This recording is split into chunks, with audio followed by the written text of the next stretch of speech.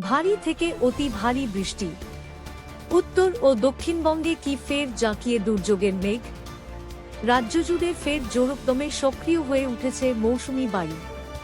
আলিপুর আবহাওয়া দপ্তর সূত্রে খবর, উত্তর ঝাড়খণ্ড এবং সংলগ্ন বিহারের ওপর একটি উচ্চ বায়ুমণ্ডলের ঘূর্ণাবর্ত অবস্থান করায় এবং একটি শক্তিশালী মৌসুমি অক্ষরেখা বিস্তৃত থাকায় গোটা রাজ্যে লাগাতার বৃষ্টির অনুকূল পরিবেশ তৈরি হয়েছে।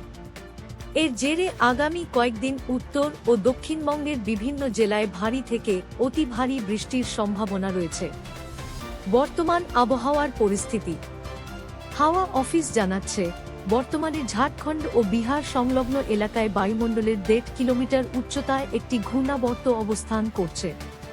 একই সঙ্গে বঙ্গোপসাগর থেকে প্রচুর পরিমাণে জলীয় বাষ্পপূর্ণ হাওয়া রাজ্যে প্রবেশ করায় এবং সক্রিয় মৌসুমি অক্ষরেখার প্রভাবে দুই বঙ্গেই জোরালো বৃষ্টিপাত অব্যাহত রয়েছে। দক্ষিণবঙ্গের আবহাওয়ার আপডেট। কলকাতা সহ দক্ষিণবঙ্গের একাধিক জেলায় দুর্যোগপূর্ণ আবহাওয়ার পূর্বাভাস দেওয়া হয়েছে। বৃষ্টি ও ঝোড়ো হাওয়া কলকাতা, উত্তর ও দক্ষিণ 24 পরগনা, পূর্ব পশ্চিম মেদিনীপুর, হাওড়া, হুগলি এবং বর্ধমান জেলায় বজ্রবিদ্যুৎ সহ হালকা থেকে মাঝারি এবং কিছু এলাকায় ভারী বৃষ্টির সম্ভাবনা রয়েছে। এই সময় ঝোড়ো হাওয়ার গতিবেগ ঘন্টায় 30 থেকে 40 কিলোমিটার পর্যন্ত হতে পারে। নিচু এলাকাগুলোতে জল জমে যান চলাচল ব্যাহত হওয়ার আশঙ্কাও রয়েছে।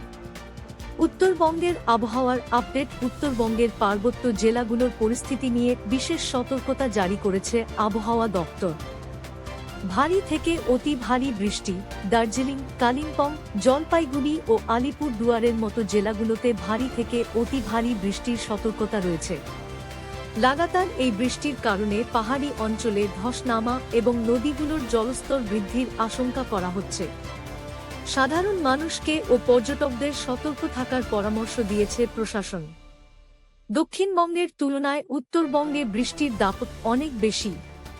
অতি ভারী বর্ষণের আশঙ্কায় আলিপুরদুয়ার এবং জলপাইগুড়িতে কমলা সতর্কতা জারি করা হয়েছে।